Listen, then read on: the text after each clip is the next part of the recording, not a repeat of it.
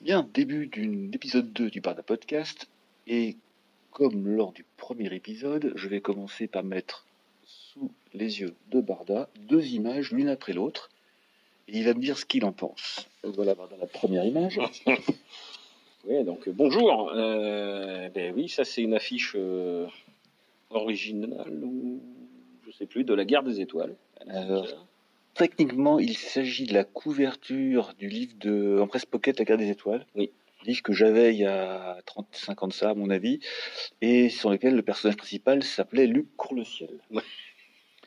J'ai malheureusement perdu ce livre dans le feu de l'action et je crois qu'il est absolument introuvable. Maintenant, deuxième image. Ah, du Docky Smith avec Skylark Duquesne. Alors, j'ai choisi Skylark Duquesne tout à fait volontairement parce que c'est le premier bouquin dont on a parlé ensemble. Mais ce dont je voudrais que tu me parles ou que tu nous parles, c'est justement la filiation entre ce qu'a fait Doc Smith dans les années 30 et Star Wars, en particulier les vaisseaux spatiaux, mais aussi les Lancemen, les Fulgures en français, et les Jedi. On parle nous t'écoutant. Ceci étant totalement impromptu, un peu piège parce que en fait, c'est autant Star Wars, bon, tout le monde l'a vu et ça reste un truc culte. Smith, j'en ai lu quelques-uns et j'ai très peu de souvenirs en fait. C'est ça qui est un peu problématique. Et je sais il a réussi à me choper par le coin où je m'y connais le moins.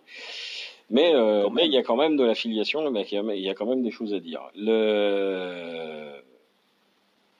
Le premier, c'est-à-dire La Guerre des Étoiles. Alors, ce qui est particulier, c'est que moi, j'ai vu le film en version française, au premier passage cinéma en 77. Donc ça, c'est effectivement le choc. C'est un choc culturel, Star Wars, malgré qu'on puisse en dire. C'est clair que 10 ans plus tard, parce qu'on l'avait pas revu, en Star Wars, on a eu du mal à le revoir en fait. Il est passé et on en voyait que des bouts, des extraits, mais il n'y avait pas de magnétoscope, il y avait rien à l'époque. Donc Star Wars, il est resté à l'état de souvenir. On en avait une vue, des souvenirs un peu plus, des fois on a été surpris par le fait de le revoir. Les effets spéciaux avaient un peu vieilli, tout ça, c'était un peu particulier et effectivement, ça reste quand même de toute façon un choc graphique. On n'avait jamais vu des vaisseaux à l'écran comme ça. D'habitude, c'était des petites fusées tendues avec des fils sur le côté. Ça, c'est pour le côté cinéma, puisque Star Wars, pour moi, au départ, c'est pas un livre, c'est du cinéma. Docky Smith, c'est alors, les souvenirs, moi, que j'en ai, c'est qu'effectivement, on est sur de la SF, ce qui s'appelait Space Opera, furieusement à l'époque. Dans le sens où le space opéra, c'est tout simplement quand il y a des grosses batailles spatiales avec des vaisseaux de plus en plus gros. C'est pas le petit vaisseau spatial dans lequel on rentre à 4 ou 5, c'est vraiment les vaisseaux amiraux. Alors en fait, avec en plus la chose suivante, c'est-à-dire qu'à l'époque, ce qui parle aux gens, c'est les termes marins. On en parlait aussi par rapport à Jules Verne et à 20 milieux sous les mers, etc. Un truc qui maintenant fait que, déjà à l'époque, c'était pas toujours facile à lire, mais qui là, c'est encore pire. C'est que à l'époque, tout le monde savait faire la différence entre un sloop et une goélette. On voyait à peu près lequel était le plus grand, etc. Au jour d'aujourd'hui, c'est entre une voiture et un pick-up. C'est différent.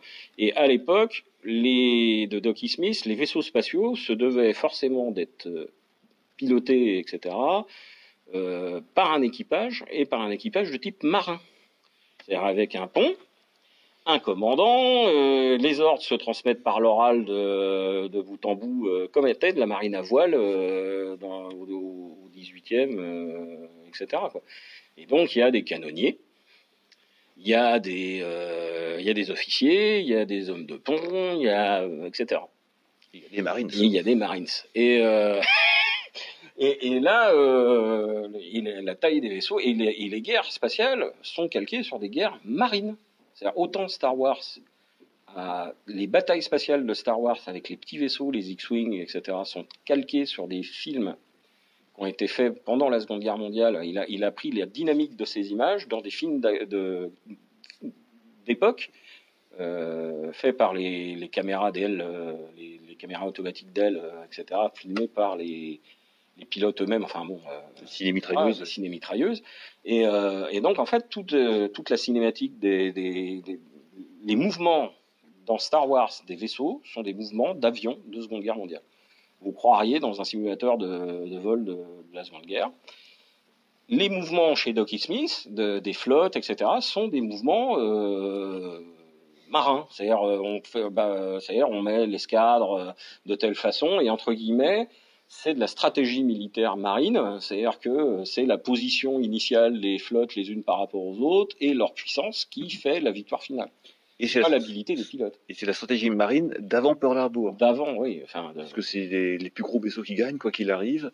Et dans Doc Smith, il n'y a pas du tout ce détail des chasseurs ou des torpilleurs ou des bombardiers qui vont attaquer les gros vaisseaux. C'est du gros vaisseau contre du gros vaisseau. Ouais, c'est vaisseau de ligne contre vaisseau de ligne. Et puis c'est celui qui a inventé le canon le plus gros qui va de toute façon gagner. Avec la passion qu'ils ont pour les cyclotrons, les armes, la fameuse arme ultime, les armes à jet de particules, etc., qui peuvent la passion des auteurs de l'époque pour les cyclotrons et les accélérateurs de particules. Tout ce qui était atomique. Donc on imagine, entre guillemets, un vaisseau qui est de la taille d'un gros cuirassé, qui balance avec des canons qui au lieu de balancer des obus, balancent des faisceaux de particules, menés par des hommes sur le pont, etc. Alors ce qui est particulier aussi, c'est que les titres de ces bouquins comportent souvent un grade et un nom. C'est-à-dire là, entre guillemets, Skylark Duquesne, Skylark, c'est un... Non, c'est une alouette, une Skylark. Oui, c'est une alouette. C'est le nom des vaisseaux au départ. Ouais. Mais ça a des significations aussi pour la marine. Et on retrouve aussi tout cet empilage de choses, de grades de la marine dans des trucs beaucoup plus récents, dont on va pouvoir peut-être aussi parler, genre la série Honor Harrington, qui est Weber, David Weber, qui raconte l'histoire d'une officière d'une marine spatiale et qui commande des vaisseaux de plus en plus gros, un petit peu à la Doc Smith, mais un petit peu moins manichéen et un petit peu moins moi vois, moi tu que dans Doc Smith. Parce que dans Doc Smith, c'est le royaume de l'absolu. Il y a les bons, qui sont bons, tous très bons, et qui ne sont absolument pas susceptibles de se traîtrise. D'autant plus que ce sont des surhommes avec des pouvoirs mentaux, etc. Et donc, forcément, tous les autres, c'est les méchants, on bombarde et on gagne. Dans le Jedi, ça s'est un petit peu inspiré de ça, pas complètement parce qu'il y a des Jedi corrompus, mais à l'époque des Fulgures dans les bouquins de Doc Smith, il n'y a aucun traître. Et dans Star Wars 1 non plus. C'est-à-dire que il s'est passé quelque chose, mais donc il y a le fameux Dark Vador, mais qui est le seul en fait, etc. Et l'univers vaisseau, en fait, si vous regardez un destroyer impérial chez Star Wars, c'est du Doc Smith. Le pont, le commandant qui est en retrait, qui dit à ses hommes vous allez me faire ci, vous allez me faire ça. Sous le pont, il y a tous les spécialistes qui travaillent chacun devant une console, etc. C'est dans la philosophie des vaisseaux spatiaux de Smith, quoi. Dans Doc Smith, les vaisseaux spatiaux sont généralement sphériques. Ça ressemble de plus en plus à l'étoile de la mort, dans l'épisode 4 ou l'épisode 6. Et dans Doc Smith, on va tellement loin dans la démesure que ça finit avec des planètes de combat. Ils prennent des planètes inhabitées, ils installent des grosses batteries de canons à l'intérieur, et puis à la surface, et après... Ce qui s'est fait d'ailleurs sur la suite de Star Wars. Voilà. Comme quoi, ils prennent leurs idées bien avant dans le... Et là, alors les Fulgures, c'est là où moi j'ai moins de souvenirs en fait, etc. de jusqu'où allaient leur. Alors les Fulgures, pour remettre. Alors les Fulgures, c'était les sauveurs d'humanité qui étaient désignés par une race extraterrestre de purs esprits bénéfiques, etc. qui voulait sauver l'univers et qui utilisait le Fulgure en français, c'est Lanceman en anglais, donc lance étant un joyau, une lentille.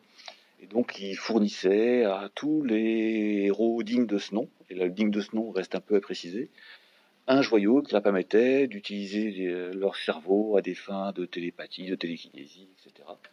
Et ce qui était aussi très marquant de l'époque, c'est que les fulgures, c'était tous des hommes.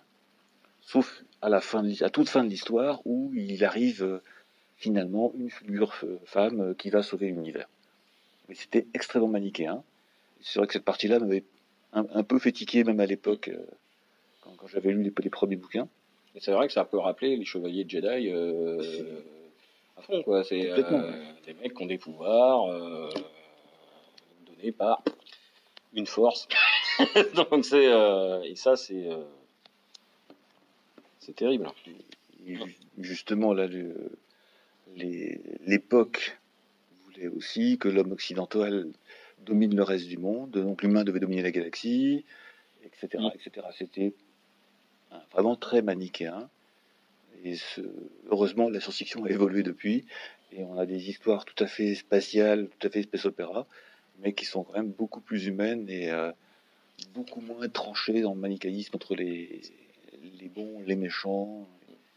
Et ce qui explique que moi, quand j'ai regardé Star Wars au cinéma, je devais avoir 10-11 ans, c'est quelque chose qui passe bien et qui, plusieurs années après, ça paraît, ouais, c'est trop simpliste, c'est trop western dans les étoiles, etc.